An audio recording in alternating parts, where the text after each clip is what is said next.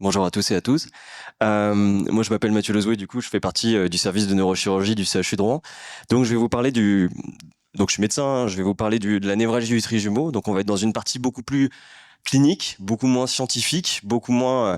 alors, juste pour revenir sur la stimulation du nerf vague, j'y pense parce que nous, on la pratique en neurochirurgie couramment. On la pratique pas encore pour la vessie ischémique. Hein. Ça, c'est quelque chose qui fait l'objet plutôt de recherche préclinique et clinique potentiellement. La chirurgie de la stimulation du nerf vague, on l'a fait communément pour la chirurgie de l'épilepsie dans le contexte palliatif, où on n'a pas de cause, on ne sait pas pourquoi, généralement c'est des enfants, hein, on ne sait pas pourquoi cet enfant est crise, mais on sait que dans ce cas-là, on peut avoir une efficacité avec le stimulateur du nerf vague. C'est pas quelque chose qui permet de guérir l'épilepsie, mais elle permet de limiter en tout cas la survenue des crises. Donc on peut l'utiliser dans la chirurgie de l'épilepsie, et si en effet il est clair que c'est un bénéfice dans la vessie ischémique chez l'homme, eh bien on le fera aussi pour la vessie ischémique, c'est une pratique qui se fait assez facilement. Pour ce qui est du délai, je pense que ça n'a pas été étudié spécifiquement chez l'homme, en tout cas, j'ai pas les données, mais ce qu'il faut considérer, c'est que dans la vessie ischémique, il y a deux périodes. Il y a la première période qui est celle de sauver la vie, sauver les fonctions. Donc là, on va le donner les forts traitements fibrinolytiques, les traitements qui vont permettre de traiter le caillot sanguin. Et ensuite, il y a la période rééducative. Nous, en tant que chirurgien, on va forcément avoir des problèmes pour opérer le patient si jamais le patient il a des fortes doses d'anticoagulants. On va pas pouvoir le faire. Donc évidemment, il va y avoir toute une période et une différence des périodes qu'il va falloir considérer avant de pouvoir envisager de mettre ce stimulateur du nerf vague. C'est pas une chirurgie très difficile, on peut le faire facilement. Donc voilà, pour comprendre un petit peu la place du stimulateur du nerf vague, pour l'instant dans la vessie ischémique, c'est pas, c'est préclinique et il y a, il me semble aux États-Unis, je crois qu'il l'étudie justement chez l'homme. Il y a même une collègue de notre service qui a étudié ça chez les souris et les résultats en effet sont prometteurs.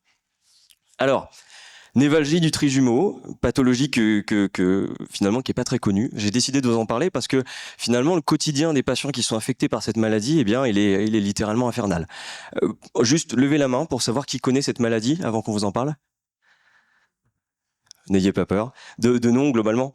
Bon, c'est une maladie qui est pas très connue. Pourtant, je pense qu'on a tous déjà entendu parler de migraine, qui est bien sûr beaucoup plus fréquente. La névralgie du trijumeau, c'est beaucoup plus rare.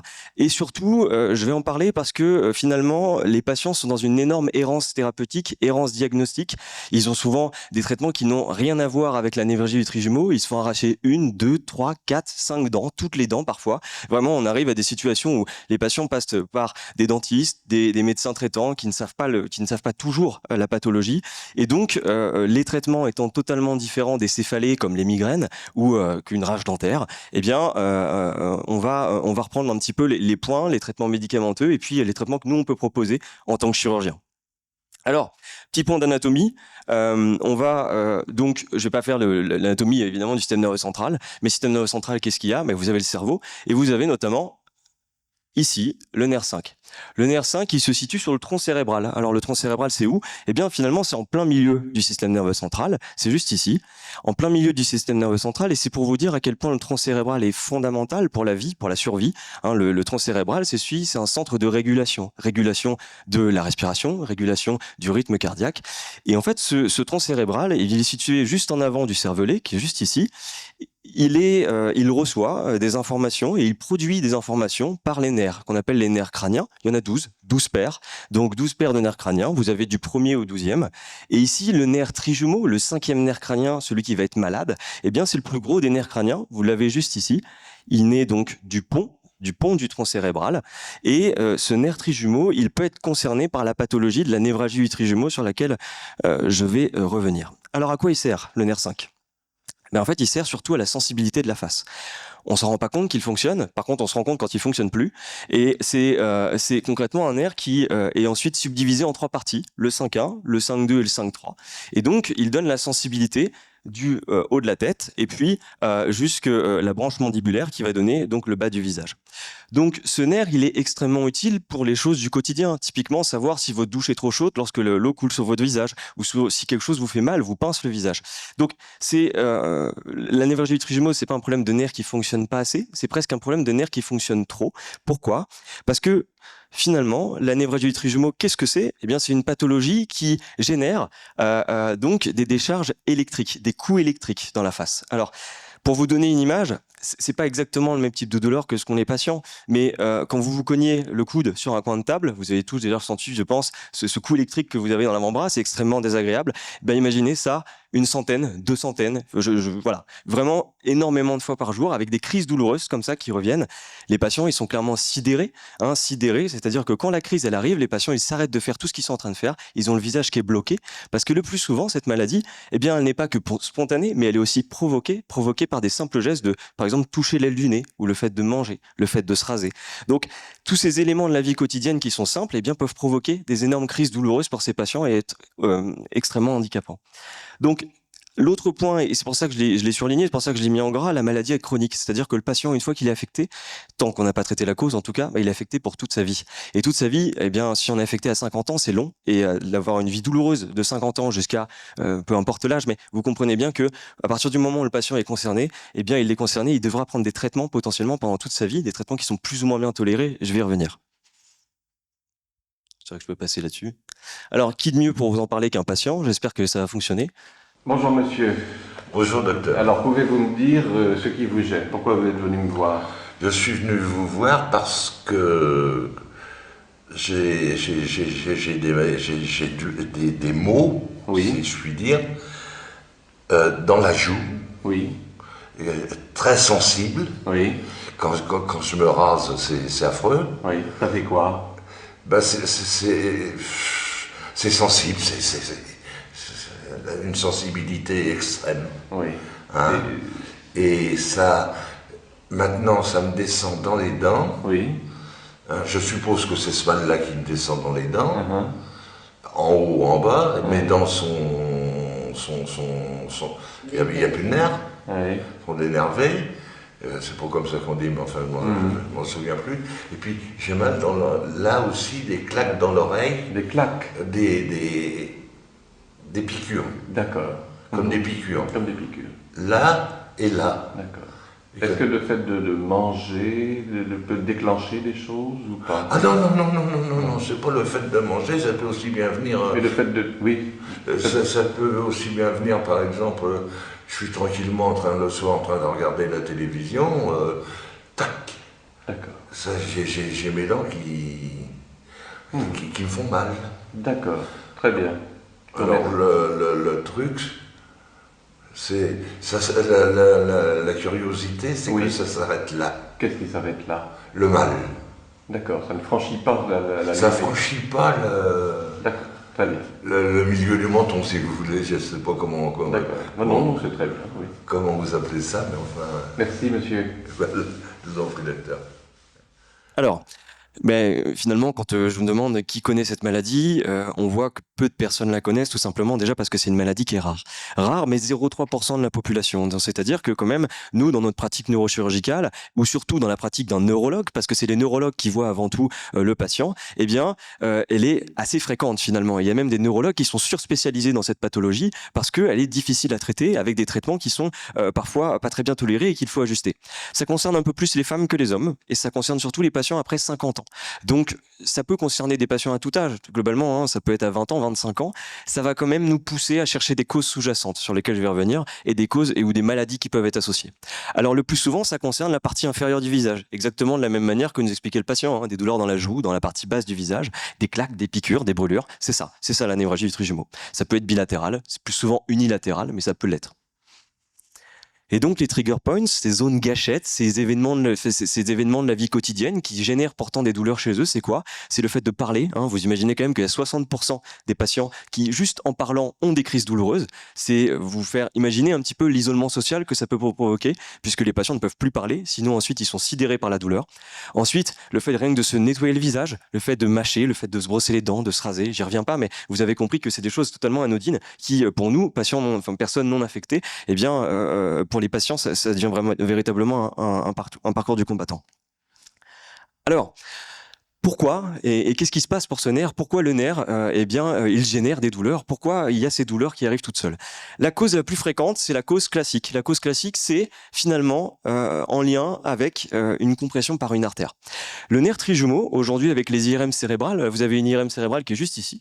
Et donc, l'IRM cérébrale, aujourd'hui, c'est un super examen en tant que neurochirurgien. Globalement, on opère très peu de patients sans IRM cérébrale, surtout dans les pathologies tumorales. Mais surtout, l'IRM cérébrale, elle nous permet d'avoir une très bonne visualisation de tous les nerfs crâniens, quasiment tous en tout cas. Et surtout, on voit très bien ici, je vous l'ai dit, le 5e nerf, c'est le nerf le plus gros. Et on le voit assez facilement. Vous les voyez des deux côtés, là, hein, le nerf trijumeau à gauche et le nerf trijumeau à droite. Alors, sur une IRM, c'est inversé, c'est-à-dire que le nerf trijumeau à droite est à gauche et le nerf trijumeau à gauche est à droite. Donc, ici, on voit très bien les deux nerfs trijumeaux. Et en fait, ces nerfs trijumeaux, ils sont dans une région cérébrale qui est très petite, qui s'appelle l'angle ponto-cérébelleux. Ponto-cérébelleux, pourquoi? Parce qu'en fait, on a le pont, donc du tronc cérébral, qui est juste ici, et vous avez ensuite ici le cervelet. Et donc, dans cette région extrêmement petite, le nerf, il peut être comprimé par des artères. Il y a beaucoup d'artères, il y a aussi beaucoup de nerfs, mais aussi beaucoup d'artères. Et une artère peut venir taper sur le nerf et battre en continu, hein, du même titre que votre cœur bat. Bien, les artères, elles battent, elles bougent. Et en bougeant et en tapant sur le nerf, au fur et à mesure du temps, elle va générer des lésions du nerf. Ces lésions du nerf vont ensuite s'accompagner du fait que le nerf il soit capable de générer des douleurs de type de coup électrique, comme on l'a dit juste avant. Alors, la névralgie du trijumeau, dans la grande majorité des cas, c'est ça. 70% des cas, c'est cette artère qui vient taper sur ce nerf. Mais parfois, il y a d'autres causes à cette névralgie du trijumeau, et notamment la sclérose en plaques. La sclérose en plaques, c'est assez fréquent que ça soit associé à cette maladie, et même 15% des patients qui entrent dans la maladie de la sclérose en plaques via la névralgie du trijumeau. Donc parfois, c'est la première manifestation, et dans ce cas-là, c'est des patients qui sont volontiers un peu plus jeunes. Les tumeurs aussi, des tumeurs qui peuvent venir de la même manière appuyer sur le nerf, et le nerf ensuite, il va générer, et alors toutes les tumeurs ne vont pas le faire, mais il y a des tumeurs qui peuvent générer ensuite ces névralgies du trijumeau. Dans ce cas-là, on a volontiers des névralgies du trijumeau un petit peu plus atypiques, avec des symptômes qui sont un peu plus permanents, des crises qui sont pas si évidentes. Bref. Il faut s'imaginer à quel point la sclérose en plaques elle est associée à cette maladie. Les patients qui ont la sclérose en plaques, alors la sclérose en plaques c'est pas une maladie qui est rare, hein, c'est une maladie qui est quand même qu'on connaît bien et que je pense dont on a presque tous entendu parler. Mais pour le coup, les patients qui ont la sclérose en plaques, c'est 20 fois plus de névralgie du trijumeau dans ce cas que la population générale. Et ensuite, idiopathique. Alors, idiopathique en médecine, ça veut dire quoi? Ça veut dire tout simplement quand on n'a pas de cause. Ça ne veut pas dire pour autant que le patient n'a rien. Ça veut juste dire que finalement, il n'y a pas de tumeur, il n'y a pas de sclérose en plaques, il n'y a pas d'artère qui vient taper sur le nerf, et pourtant, le patient a une vraie névralgie du trijumeau authentique, et il faut la traiter comme telle. Alors, l'IRM, c'est un super examen et elle nous permet, alors c'est pas si évident, j'ai essayé de faire des flèches, mais globalement, ce qu'il faut comprendre, c'est que on peut voir aujourd'hui avec une IRM s'il y a une artère qui vient vraiment taper sur ce nerf. Et donc vous voyez ici, en vert, c'est le nerf trijumeau, donc gauche, je vous rappelle, c'est inversé, donc le nerf trijumeau ici à gauche, et l'artère qui est indiquée ici par la flèche rouge, donc on la voit ici. Alors c'est pas facile, j'ai essayé de vous montrer, mais juste ici. Et donc cette artère, elle vient taper en permanence sur le nerf. Attention, ça ne veut pas dire que si jamais il y a une artère qui bat sur le nerf, le patient aura forcément une névralgie du trijumeau, mais ça veut dire chez certains patients, ce nerf qui est en permanence au contact de cette artère, un jour, il pourra générer des décharges électriques. Il y a des patients qui ont des contacts. On voit des patients qui arrivent parfois sur contact entre le nerf et l'artère, mais qui n'ont strictement aucun symptôme. Évidemment, ces patients-là, on ne va pas leur donner de traitement. D'accord? On ne traite pas une image. Alors, la sclérose en plaques, elle se caractérise donc, comme son nom l'indique, par des plaques. Mais alors, le problème, c'est que si la maladie, si la sclérose en plaques, eh bien, elle attaque la région du nerf, comme c'est le cas, alors on le voit pas très bien du coup sur le diapo, mais comme c'est le cas à gauche, là-bas, vous le voyez sur le nerf trijumeau droit, du coup, vous avez une plaque juste au niveau donc du nerf trijumeau qui arrive dans le tronc cérébral. Je dis arrive parce que les nerfs sensoriels, quand ils apportent l'information sensitive, ils vont vers le cerveau. Et donc, il y a une plaque, et quand cette plaque elle est située du côté du nerf trijumeau, eh bien ça peut générer aussi une névralgie trigeminale. J'oublie toujours que j'ai ça, mais et aussi les tumeurs. Donc là, vous voyez un méningiome de l'angle ponto-cérébelleux. Méningiome, c'est une tumeur bénigne, dans la grande majorité des cas en tout cas, et qui va appuyer aussi sur le nerf trijumeau. En appuyant sur le nerf trijumeau, elle peut... Alors, le plus souvent quand même, les patients qui ont un méningiome de l'angle ponto-cérébelleux, ils n'ont pas de névralgie trigéminale, ils ont plutôt une hyposensibilité, ils sentent moins bien sur le visage. Et ensuite, finalement, on trouve parfois cette petite lésion qu'il faut du coup aller retirer chirurgicalement. Alors, les traitements, c'est pas du tout les mêmes. Je vous l'ai dit, hein, les traitements, c'est pas les anti-inflammatoires de la migraine, c'est pas le paracétamol, c'est pas le tramadol. Ça fonctionne pas du tout en fait dans la névralgie du trijumeau. Et même d'ailleurs, en général, les patients, ils ont plus d'effets secondaires des traitements qu'on leur donne, et donc ils arrivent parfois avec 6, 8, 1 an de douleur où ils savent pas ce qui leur arrive, ils se sont fait virer de leur travail parce qu'ils pouvaient plus travailler à cause des douleurs. Et le jour où on arrive à introduire les bons traitements, le plus souvent, c'est un petit peu la renaissance, et parfois c'est que temporaire. Je vais vous expliquer pourquoi. Alors, le traitement finalement, c'est la carbamazépine, l'oxycarbazépine. Mais le traitement de référence, c'est la carbamazépine. C'est quoi la carbamazépine? C'est un traitement qui peut être utilisé aussi pour l'épilepsie. Je ne vais pas rentrer dans la physiopathologie de la carbamazépine. Déjà, je la connais pas en détail, tout simplement. Mais surtout, la carbamazépine, elle a pour but de diminuer l'excitabilité des nerfs. Donc, en diminuant l'excitabilité des nerfs, elle va diminuer le fait que quand l'artère, elle vient battre sur ce nerf, eh bien, le nerf ne génère plus de douleur électrique. Donc, c'est vraiment le traitement qui est de première intention, qui fonctionne dans la très grande majorité des cas bien. Le seul problème, c'est que c'est que ce traitement, il a des effets secondaires. Les effets secondaires, c'est des vertiges, c'est une fatigue, c'est le fait de plus réfléchir comme avant. Alors, à petite posologie, même si ça dépend des patients, eh bien, les patients s'en sortent, mais au fur et à mesure du temps, le problème, c'est qu'on a tendance à devoir augmenter progressivement la posologie au fur et à mesure des années. Je vous l'ai dit, hein, c'est une maladie chronique, c'est-à-dire que le patient, le jour où il est affecté, eh bien, le plus souvent, en tout cas tant qu'on n'a pas traité la cause, eh bien, la maladie, elle va progresser. Le nerf, il va être plus abîmé, si on peut dire. Et donc, si on ne traite pas la cause, eh bien le nerf et la carbamazépine un jour ne suffira plus, ou en tout cas c'est pas qu'elle ne suffira plus, c'est que les effets secondaires de la carbamazépine seront tellement importants que le patient ne pourra même plus le tolérer. Alors les patients qui sont affectés de la névralgie du trijumeau, c'est assez impressionnant de voir à quel point ils connaissent leur maladie. Ils savent que s'ils prennent leurs médicaments à 8h30, 12h30, etc., ils savent qu'ils n'auront pas de crise. Par contre, s'ils oublient une prise, eh bien à ce moment-là, ils ont des crises et clairement leur journée est plus compliquée. Donc il y a d'autres traitements, je vais pas rentrer dans tous les traitements, mais juste pour comprendre que c'est pas du tout les anti-inflammatoires, c'est pas du tout le paracétamol qui fonctionne dans cette maladie-là. Hein, c'est des traitements plutôt à visée anti-épileptique, anti-douleurs qu'on appelle neuropathiques, des douleurs des nerfs, comme le neurontin, le Lyrica, etc. Alors ça fonctionne moins bien le neurontin et le Lyrica pour la névralgie du trijumeau, mais pour les sciatiques, par exemple, on peut mettre ça aussi. Donc, nous, en tant que neurochirurgiens, finalement, on voit les patients quand ils arrivent un petit peu longtemps après. Alors il y a des patients chez qui la carbamazépine ne marche pas d'emblée, hein, donc pour l'instant, pour le coup, on peut être amené à les opérer plus rapidement. Donc nous, en tant que neurochirurgien, on intervient quand le traitement n'est plus toléré, est moins toléré ou ne marche plus. Et donc, qu'est-ce qu'on peut faire? Finalement, ça paraît assez logique, si je puis dire, mais on l'a dit, il y a une artère qui tape sur le nerf. Qu'est-ce qu'on a envie de faire? On a envie de décaler l'artère. On peut pas l'enlever, l'artère. Hein, l'artère, elle apporte du sang artériel dans une région cérébrale qui est essentielle. Alors évidemment, le but, c'est pas de l'abîmer. Et donc, qu'est-ce qu'on fait? Eh bien, vous voyez, on fait cette petite cicatrice en arrière de l'oreille. Donc cette petite cicatrice qui donnera à terme une cicatrice qui sera totalement clairement invisible, hein, et pas douloureuse, etc. Mais surtout, on va opérer dans cette région dont je vous ai parlé tout à l'heure, l'angle ponto-cérébelleux. On va aller pousser le cervelet, décaler un petit peu le cervelet et aller voir en fait le nerf. Le nerf, on le voit, il est ici. Là, ce que vous voyez ici, en jaune, c'est le nerf trijumeau. Il est gros, on le voit bien, on le voit facilement. Parfois, on peut voir aussi sa petite branche motrice, la branche qui donne l'innervation du muscle pour contracter la mâchoire, le masséter.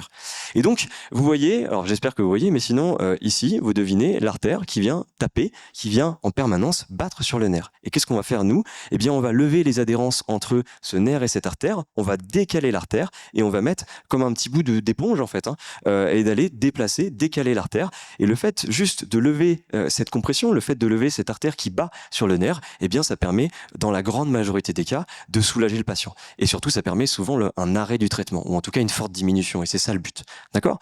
Mais ça fonctionne donc pour les patients chez qui il y a véritablement une artère qui bat sur le nerf. Je vous l'ai dit, ce n'est pas toujours le cas. Alors, qu'est-ce qu'on peut faire d'autre? Eh bien, on peut aussi aller traiter directement le nerf. C'est quoi la caractéristique commune de toutes les thérapeutiques que je vais vous montrer? Eh bien, c'est qu'on va aller finalement un petit peu abîmer le nerf. Pourquoi abîmer le nerf? En fait, pour le sidérer, pour l'empêcher de générer à nouveau ces douleurs à type de coup électrique. Et donc, il y a quelque chose qui est assez magique, hein, c'est juste par un point de ponction dans la joue, eh bien, on peut rejoindre le nerf trijumeau. Donc, c'est quelque chose qui a été largement décrit dans la littérature médicale. Et donc, on peut directement, via ce point de ponction, monter une aiguille. Alors, on le fait pas comme ça à l'aveugle, hein, on le fait avec des radios. Donc, comment ça se passe? Donc ça, c'est un article coréen qui reprenait la technique chirurgicale. Donc, le patient, il est endormi sous anesthésie générale. On va aller ponctionner et vous voyez, ensuite, on s'aide de radiographie pour aller voir et pour aller viser ce foramen, ici. Le foramen qui nous permet, qui est le foramen ovale, peu importe son nom, mais qui va aller permettre de viser, d'aller rejoindre le nerf trijumeau. En tout cas, une grosse partie du nerf trijumeau. Et à partir de là, qu'est-ce qu'on fait? Eh bien, en fait, on va aller gonfler un ballon. Le ballon, vous le voyez, il est ici sur l'image de droite, il est gonflé, ça a une forme de poire, et d'ailleurs c'est le signe qu'on cherche, c'est le signe qu'on est au bon endroit lorsqu'on gonfle ce ballon. Donc le patient est endormi, on pique, on rejoint donc le foramen du nerf trijumeau, on gonfle le ballon pendant un certain temps, et donc le fait de gonfler ce ballon comprime le nerf. En comprimant le nerf, à ce moment-là, eh bien... on peut ensuite soulager le patient pendant une période qui est plus ou moins longue. Et je vais y revenir pourquoi. La seule chose qu'il faut considérer, c'est que pour vous imaginer un petit peu à quel point même c'est douloureux, même quand le patient est sous anesthésie générale, alors bien sûr il y a aussi des traitements pour la douleur, mais il faut s'imaginer que quand on fait ce geste-là, on a des cas parfois de patients qui font carrément des bradycardies. C'est quoi la bradycardie? C'est quand le cœur est ralenti beaucoup par le phénomène vagal. Le phénomène vagal, donc il revient finalement, on reparle encore du nerf vague, mais généré par la douleur qui est très importante, et même il n'y a pas si longtemps, il y a, alors c'est quelque chose dont on est habitué, mais là actuellement, on fait ce geste assez communément, on peut avoir clairement des arrêts cardiaques du fait de phénomène vago, qui fait que le cœur ralentit tellement et qu'il ne bat plus assez et il faut faire quelque chose. Donc dans ce cas-là, on met des traitements pour accélérer le cœur. C'est pour montrer à quel point la douleur, elle peut être intense et à quel point le phénomène vagal va être lui-même intense. Alors, on peut comprimer le nerf, mais on peut aussi le brûler. Finalement, on peut faire beaucoup de choses. Alors, c'est les deux principales choses qu'on fait au CHU de Rouen. On va aller faire la compression par ballonnet ou le brûler. Le brûler, c'est quoi? C'est la thermocoagulation. Alors là, la seule différence, c'est que le patient, il est endormi au moment où on fait la piqûre. On le réveille au moment où on veut aller stimuler le nerf, voir où est-ce qu'il a mal, et ensuite le rendormir pour brûler le nerf. On brûle le nerf à peu près à 70 degrés. Et donc, pendant un certain temps, le but étant de soulager ensuite les douleurs. Alors, soulager, mais c'est plutôt suspendre. Pourquoi? Parce que finalement, il y a beaucoup de patients chez qui la douleur, elle revient. Surtout quand c'est un conflit, c'est l'artère qui est le problème. Et pourquoi alors on ferait pas l'artère à tout le monde et pourquoi on décomprimerait pas l'artère à tout le monde? Tout simplement parce que déjà les patients ne veulent pas le tous, et ça on l'entend totalement, de fait de se faire opérer du cerveau. On vous vend une ponction, une piqûre à la place d'une chirurgie complète du cerveau et des risques que vous encourez. Évidemment, il y a des patients chez qui la piqûre est plus envisageable. Mais comme je vous l'ai dit, tant qu'on n'a pas traité la cause, la crise, la névralgie, elle peut revenir. Et donc ici, vous voyez, c'est la courbe de survie qui montre finalement le taux de patients qui vont récidiver après un certain temps en mois. Et on voit qu'au fur et à mesure du temps, malheureusement, alors les techniques sont relativement efficaces de la même manière, mais par contre, au fur et à mesure du temps, eh bien, on voit que l'efficacité, elle diminue et que les patients, du coup, ils récidivent. Tous les patients ne récidivent pas. En médecine, c'est pas noir ou blanc, c'est pas tout ou rien, mais il y a des patients qui vont récidiver, parfois plusieurs fois, et il n'est pas si exceptionnel qu'on doivent réopérer le patient 5, 6, 7 fois. On peut le faire. Donc, la radiochirurgie, ça c'est quelque chose qu'on peut envisager lorsque le patient n'envisage pas ou lorsque nous-mêmes on n'envisage pas donc de faire une piqûre, de faire une chirurgie, d'opérer une cicatrice. Et donc c'est la radiochirurgie. Donc on va envoyer des rayons, d'accord ? Donc les rayons, c'est le même principe, c'est-à-dire qu'on va aller abîmer le nerf, léser le nerf. En lésant le nerf, eh bien, on va aller tout simplement envoyer une forte dose de rayons. Généralement, c'est les rayons gamma, ces rayons gamma qui sont dédiés au traitement, donc spécifiquement du nerf. Ici, c'est le nerf trijumeau à gauche, et donc vous voyez, la dose avait été extrêmement concentrée, il faut pas rater, donc il faut pas envoyer les rayons à côté, et c'est pour ça que, parce qu'à côté il y a le tronc cérébral, et c'est pour ça que la tête est fixée dans un cadre, ce qu'on appelle un cadre de stéréotaxie, et donc on envoie une forte dose, c'est en une fois, mais ça aussi, ça peut fonctionner parfois qu'un temps chez certains patients, et malheureusement encore, ils peuvent récidiver. Et donc, c'est ça un petit peu la problématique des patients qui ont la névralgie du trijumeau, c'est que parfois on arrive à la situation où le traitement médical ne suffit plus, et aux situations ensuite, secondairement, où le traitement chirurgical, on a besoin de le refaire plusieurs fois. Et le fait de le refaire plusieurs fois, et ça peut exposer aussi à des complications. Donc, c'est une maladie qui est compliquée à traiter, et notamment dans un contexte où la névralgie, elle est secondaire à la sclérose en plaques. On l'a étudié dans le service, c'est un article qu'on a publié l'année dernière, pour voir un petit peu qu'est-ce qu'on peut proposer aux patients qui ont la sclérose en plaques? Parce que je vous l'ai dit, ils sont 20 fois plus touchés que les autres. Et surtout, est-ce qu'on a une même efficacité chez eux? Eh bien, finalement, oui, on a une efficacité qui est comparable. La différence entre la population contrôle, qu'on appelle contrôle, mais qui est malade, hein, qui a aussi la névragie du trijumeau, mais qui n'a pas la sclérose en plaques, et les patients qui ont la sclérose en plaques, eh bien, finalement, on a la même efficacité des traitements percutanés. Dans la sclérose en plaques, le problème, c'est pas l'artère. Alors, ça peut être les deux, ça peut être l'artère, mais c'est rare. Le plus souvent, c'est la plaque que je vous ai montré. Et dans ce cas-là, la seule chose qu'on peut faire, c'est d'aller brûler, hein, d'aller brûler ou d'aller comprimer par un ballon. Donc, on a le même résultat chez les patients qui ont et la sclérose en plaques et les patients contrôle. Mais par contre, qu'est-ce qu'on peut dire? Eh bien, on a remarqué que finalement, les patients qui ont la sclérose en plaques récidivent plus, donc ont besoin de plus de gestes percutanés pour avoir le même résultat. Et aussi, eh bien, ils récidivent plus vite. Alors, l'ongle ponto-cérébelleux, c'est une région qui est très petite. Je vous l'ai dit, il y a plein de nerfs, il y a plein d'artères qui passent à cet endroit-là. Et donc, finalement, le phénomène d'artère qui vient taper sur le nerf, eh bien, elle est... je ne sais pas s'il y en a qui sentent mal avec les images, mais sinon, je peux revenir en arrière, si vous me le dites, n'hésitez pas. Hein. Donc, cette artère et ces artères qui peuvent aller taper sur le nerf, eh bien, on peut le voir dans plusieurs nerfs crâniens. Et l'autre exemple qui est assez fréquent aussi en neurochirurgie, c'est le spasme facial. Pourquoi? L'artère, elle va aller taper sur le nerf facial, celui qui permet de sourire, celui qui permet de contracter le visage. Et donc, vous voyez, si jamais l'artère, elle bat sur le nerf facial, sur le nerf 7, eh bien, le patient va avoir des spasmes faciaux. Alors, évidemment, ça fait pas mal, mais le problème, c'est que les muscles de la face vont se contracter en permanence et c'est extrêmement gênant pour les patients. Et le traitement, il est identique à celui de la névragie du trijumeau. Et la dernière chose, c'est aussi le nerf 9 qui peut être concerné. Le nerf 9 qui donne l'innervation et la sensibilité du fond de la gorge. Donc, les points clés de cette pathologie, c'est que ça implique plusieurs praticiens, des neurologues, des neurochirurgiens, des médecins traitants, évidemment. En premier lieu, c'est le neurologue qui traite les patients et c'est eux qui sont les plus importants. Et nous, finalement, on est plutôt en bout de course quand les patients vont moins bien et quand le traitement médical ne suffit plus. Ce qui, vraiment, si vous devez retenir quelque chose, c'est que si un jour vous voyez quelqu'un qui a une névragie du trijumeau, il faut s'imaginer un peu l'impact sur leur vie. Et concrètement, de s'imaginer à quel point leur vie, elle est rendue totalement différente par cette pathologie, et notamment d'un point de vue professionnel, d'un point de vue personnel, au quotidien, leur vie, elle est véritablement beaucoup plus difficile qu'auparavant.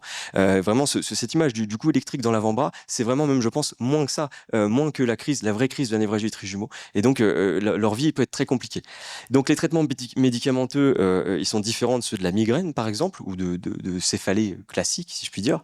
Et surtout, ensuite, nous, en tant que neurochirurgiens, on peut arriver à l'issue, à terme, hein, lorsque les traitements médicamenteux ne suffisent plus. Voilà, je vous remercie pour votre attention.